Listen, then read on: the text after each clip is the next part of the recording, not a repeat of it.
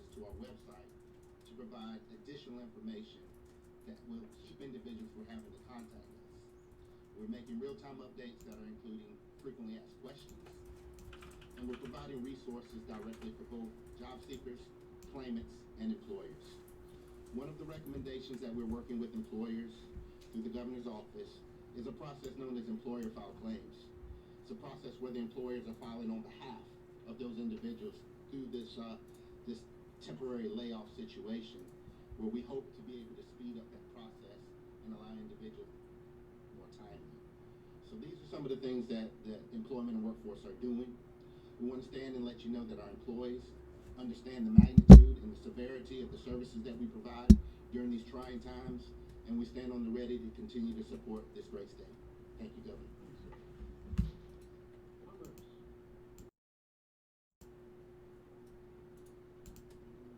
Good afternoon. My name is Jennifer Fletcher. I'm the Deputy Secretary at the South Carolina Department of Commerce. And while we are hearing about these record unemployment numbers, I want to tell you today that business in South Carolina is resilient and they are operating. We have been in touch with about 85 companies who are stepping forward to look at if they can transition their processes into making some of the goods that are needed throughout the state and throughout the country. For example, Composite Industries in Rock Hill is transitioning to make face masks. Humimic is another company that is transitioning to make the face shields. So our businesses are resilient and they are employing our folks and they are continuing to work. The Department of Commerce and a network of business agencies, many of whom you've heard from at these press conferences, and a number of other business organizations are focused on helping our businesses stay in operation. And so on Commerce's website, that's sccommerce.com, we have links to a number of different resources that businesses can utilize to keep informed and to make sure they stay operating. Also, our group, this collective business group, we're also providing resources to companies. For example, if a company does want to transition and make a new product, we can put them in touch with consultants that can help them make that transition. If they're having trouble with their supply chain, or because of a transition into making one of these products need some new inputs into that, our team can help do that as well. This is not Commerce alone, it is a collective group, but Commerce can be the clearinghouse for that. And on our website, in addition to the resources, you'll find email address. You can simply send us an email there and we will get you in touch with the right person just as quickly as we can. With that, I just want to close and thank all of our businesses. You are the lifeblood of the state. We appreciate all you're doing to transition in this time, and also for all your team members who continue to show up every day for work. So thank you. Thank you, Ms. Fletcher. And as mentioned, all of these agencies have websites, and I think all of them had been reworked and added to dramatically in order to specifically address the COVID virus. So you can go online and get a whole lot of information very easily. Are there any questions? Yes. Yes. Now, you said you're not going to do a statewide order right now, but as you know, Columbia just passed one and Charleston's went into effect today. What do you think of cities doing this on their own? Well, I haven't read all of those and I don't know of all the details. But from what I have read and seen, most of the things that are being ordered or being done are things that I've already, and we in this group have already called for 2 weeks now, and mostly on a voluntary basis. So the good news is the South Carolinians are following these instructions and following these requests and suggestions very well. So just to follow up, restaurant owners that do take out orders, they can continue to go on even after the stay-at-home ordinance take effect come Sunday? I have not read those things, but that is that order is an executive order of the governor, and that stays in place. Governor McMaster, the president has said he wants the country back up and running by Easter. That's good. We'd love to be back in business by Easter fully. You've closed schools through the end of April. We've seen these local jurisdictions try to put these stay-at-home orders in place. Do you think that the president's misleading any citizens, or is there mixed No, I messaging don't. going The on? president is optimistic. The president realizes, as Ms. Fletcher of Commerce just said, that business is our lifeblood. The business of South Carolina is business. We recognize that there are some businesses, particularly smaller businesses, that if they shut down, no matter what aid comes later, they can't wait that long. They can't hold their breath that long. And so we're trying to do everything we can do to keep business flourishing and keep businesses growing without putting the public health in jeopardy. That is the reason why that we listen to and count on the expertise, analysis, and knowledge of science, data, facts, and the professionals who make these kinds of understandings and recommendations for a living. That is who we are listening to and working with vigorously around the clock at the state level. So, Governor, along that line, the president did send out a letter to governors today asking that he's working to classify counties as high risk, medium risk, low risk. We heard from health officials the other day at that podium say that we shouldn't be looking at numbers in individual counties. We should be assuming that the virus is everywhere. So what do you say to the president who says high to low risk? Well, I understand what most of the governors are on the phone with the president and the vice president this morning. That may be the conversation you're talking about. And certainly there's some places that are more dense than others. And New York City is much more dense than places in South Carolina. So the best rule, as you've heard from Dr. Bell and Dr. Toomey and everyone else from DHEC since the very beginning, is you have to be very careful and presume that you have the virus and may be transmitting it to another if you're not careful, and that they have the virus and may be transmitting it to you if they are not careful and you're not careful. That is the best way to do it, and I'm convinced that is what most of the people in South Carolina are doing. They're following those instructions. Governor, would your Yes, sir. orders make local rules moot? Would your It orders depend- override local rules? That's a good legal question, but that depends on the rule. It depends on the executive order. It depends whether there may be conflicts here and there. In those cases, it's the executive orders of the governor that are paramount. Yes, ma'am. I have a question for Dr. Bell. So you mentioned the shortage of chemicals right now. How many pending tests do we have, and how long on average is it taking for a test to come back for someone?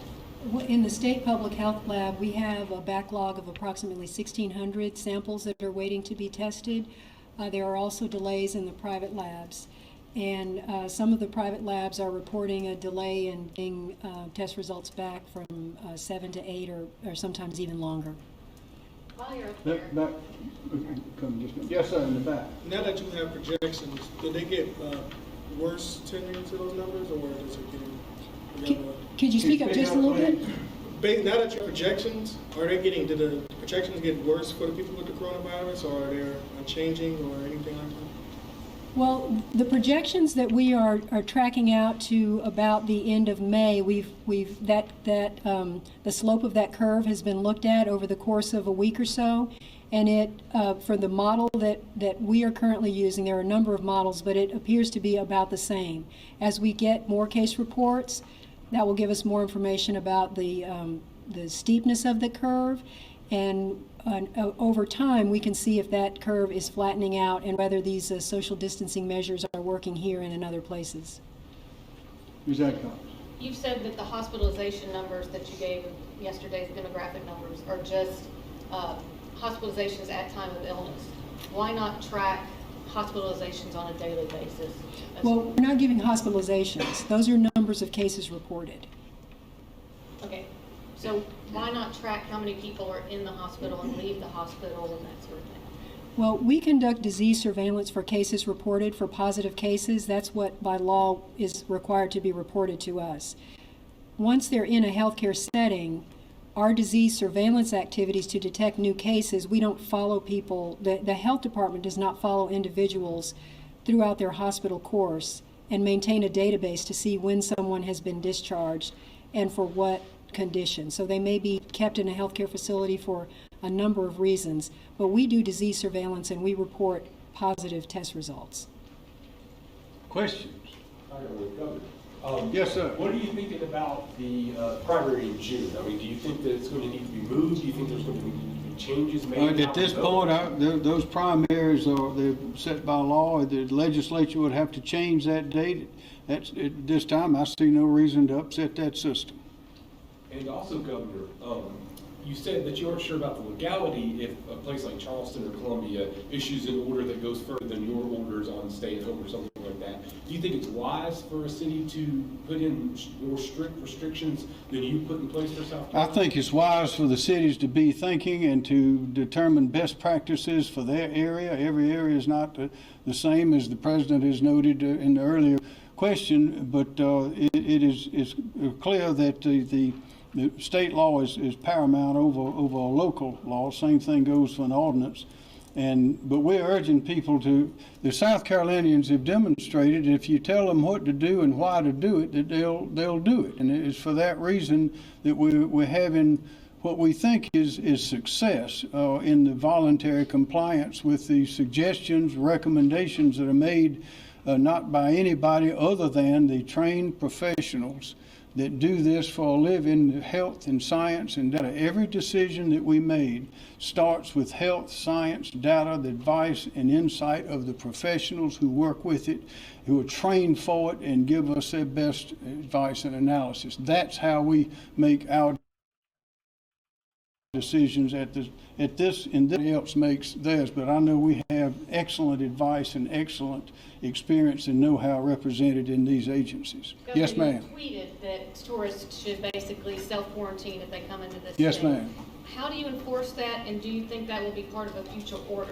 It may be. That's a question, because we have a lot of people coming to the state from out of state, and the Myrtle Beach area is experiencing that. Some other places on the coast. Those are good questions, and we're attempting to answer those based on the science and the data. Some of the local jurisdictions have some ideas and have made some recommendations and taken steps, and we are analyzing all that to make the right decision. Mr. Davidson. Yes, ma'am. You've talked about getting advice from individuals and organizations to make these decisions. Can you elaborate a little bit on who or what organizations? Sure. Mayors, legislators, doctors, lawyers, business leaders, retired people, young people. We are flooded with advice, information from everywhere, and everyone up here that you see and their colleagues are likewise flooded. So we're getting plenty of information, and it's important that we know what exactly is going on and what the people are seeing and what they're doing. But we like to have information. We can't always respond immediately to answer those things, but we ask people to continue letting us know what you think and what you see. Mr. Davidson, this morning the CEO of the hospital in Orangeburg said hospitals did not receive anything from the national stockpile. Can you add any kind of clarity of how those supplies were distributed and how they were, after they were sent to each county? Sure. We understand at DHEC as a state agency that we can't possibly best determine exactly where our resources would go. So we're working very closely with our colleagues here at EMD and more directly even with those at the state emergency management office, the county emergency management offices. So those county emergency managers received a push from the Strategic National Stockpile, and then we know that best decisions are made locally about where resources are needed and where they're available, and so those county emergency managers and that county it's ultimately their determination as to where the greatest need is based on the resources that they receive. One more for you. You say we have enough ventilators, but we've heard concerns of a lack thereof. Like, how fast are hospitals able to use them, and is there a turnover issue that? Sure. We're monitoring it very closely. At this point, we don't see anything that seems to indicate that there's any sort of shortage or inadequacy of ventilators, but we maintain that data and we're going to watch it very closely. And as we hear of shortages, we'll work with our colleagues here and in the counties to make sure that they get to the right place that they need to go. A question for Ms. Fletcher about economic development. Just want to get your thoughts, and maybe you can tell us a little bit about how economic development has been affected by this, looking at companies that are maybe opening new operations here or companies that are expanding. What's been the situation? Are companies still going forward, or are they kind of waiting to see what happens at this point? So every company has a different response, during a situation like this. For example, we talked to a company just the other day who was, evaluating their options because they make one of these products that we all need. It was a sanitization device. And so, they've got a different trajectory. Other companies are just trying to keep operations going and the supply going, so their plans might be on hold. The other thing we also have to remember is Asia is getting back to business. And so we, as a state, we have offices in Asia, and we are seeing some activity starting to percolate there. So, I think it's really early to tell the true impact on economic development, but we do have some positive signs. I have a question about first responders. They continue to tell us that they would like more information beyond zip codes. And I understand that you don't want to give private information for, to give away identities to public, but what about specific locations for more than the zip code for first responders? Well, we absolutely want to provide any information that's available to protect the public's health. And we also want people to understand the kind of information that we have. So if we report out every positive case, that doesn't mean every previous positive case. What is needed to make those decisions about protection is who is actually infectious. And so our database doesn't tell us who continues to be infectious. And we want first responders to practice universal standards because there are other people in the community who have not yet been diagnosed.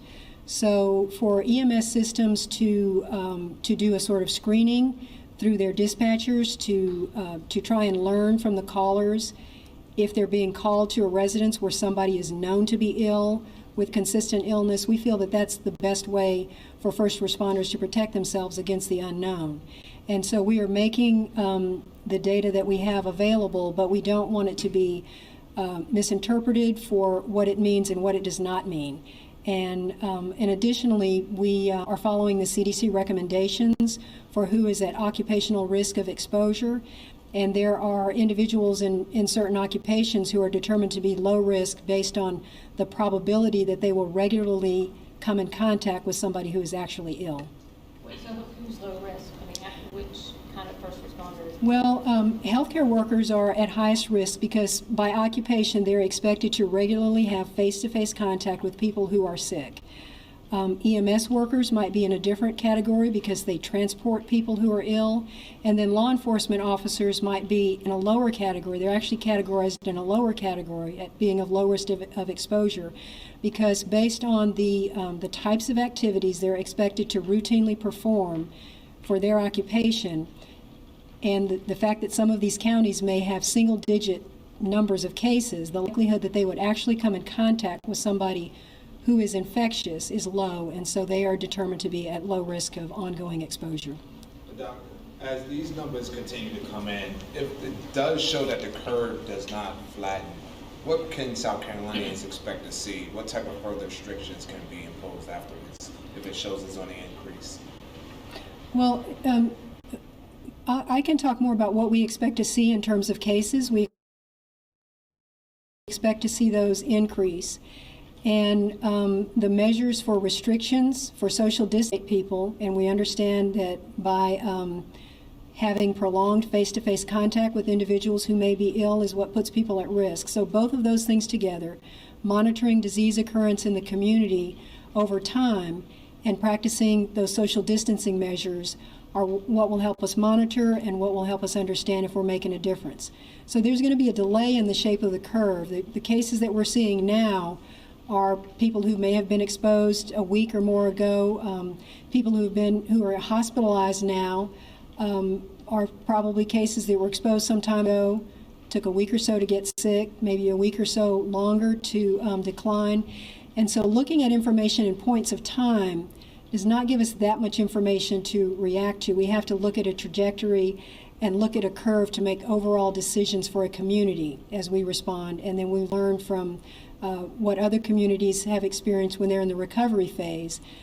For example, in China, what we're seeing, those cases have come down, and we learn from all of those pieces of information to make community-based interventions. Dr. Bell, do we know if there have been any test or confirmed cases of coronavirus in state prisons, DJJ, or nursing facilities that are run by the Department of Mental Health? I'm not aware of any cases in correctional facilities. So you mentioned, we are aware of cases in nursing home facilities. I believe that was on your list. Facilities run by Department of Mental Health. I'm not aware of that, but And you've said in the past, you said 80% of the cases won't require hospitalization. For those people who are going to, and they could get better at home, what kind of treatment, when you're at home, what's the treatment you're going to undergo? How do you take care of yourself? yes. Well, there is no specific medication to cure the COVID-19 infection, so it's what we call symptomatic care, is relief of symptoms. Medicines to relieve fever, medicines for comfort, rest, plenty of hydration, and so when people are well enough to stay home, really the most important thing is home isolation to prevent other individuals in the household from becoming sick. I have an unemployment question. Before that, the lady had her hand up, then we'll come to you, Sean. Yes, ma'am. Governor, if a South Carolina resident decides to leave the state and then come back again at this point, are you asking that they also self-quarantine for 14 days?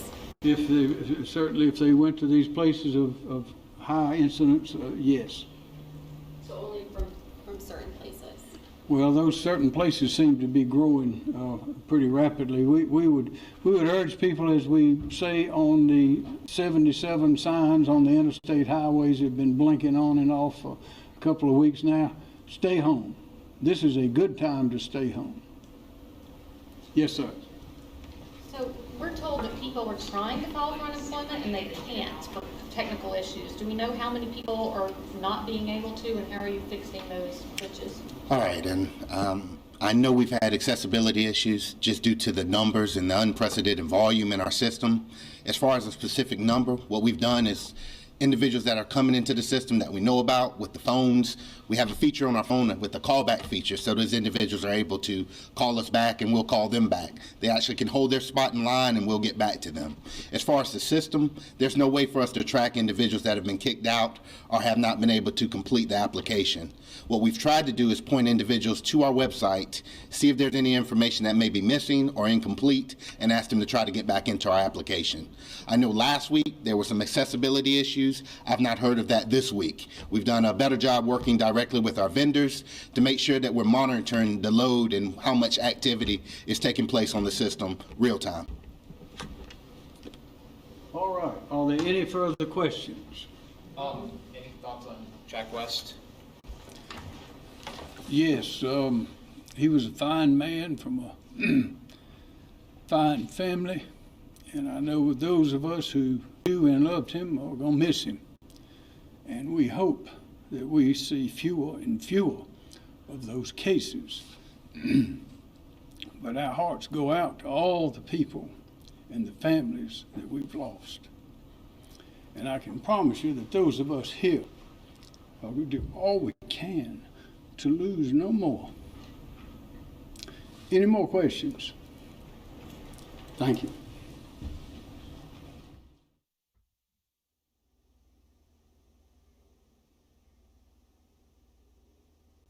There you have it, South Carolina Governor Henry McMaster. John humbly assisting as well.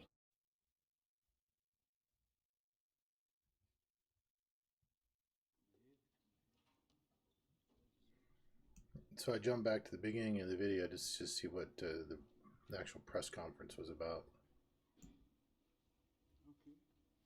Y'all, thank you for coming out yet again. And Josie McDaniel Burkett, thank you. Holly May is seated and assisting as well. Call on Chaplain John Denny. Thank you, sir. Yes. Micah 6:8 says, "What does the Lord require of you? To act justly, love mercy, and to walk humbly with your God." Pray in your tradition as I pray in mine, please. Oh God, your mercies are made new every day. On this day, help us to do what is right and asked of us by our authorities. Give us a spirit of compassion to love and forgive others, including ourselves. And let us serve and support one another as you do for us. I ask your blessing and peace be over us all. Amen. Amen. Thank you, Chaplain. And again, we appreciate you coming. We've gotten a lot of questions about a lot of different things, and this is one forum in which we try to answer a lot of questions for people. At the same time, we're making great progress, as you know, and we'll have some different speakers answering questions as well in sequence.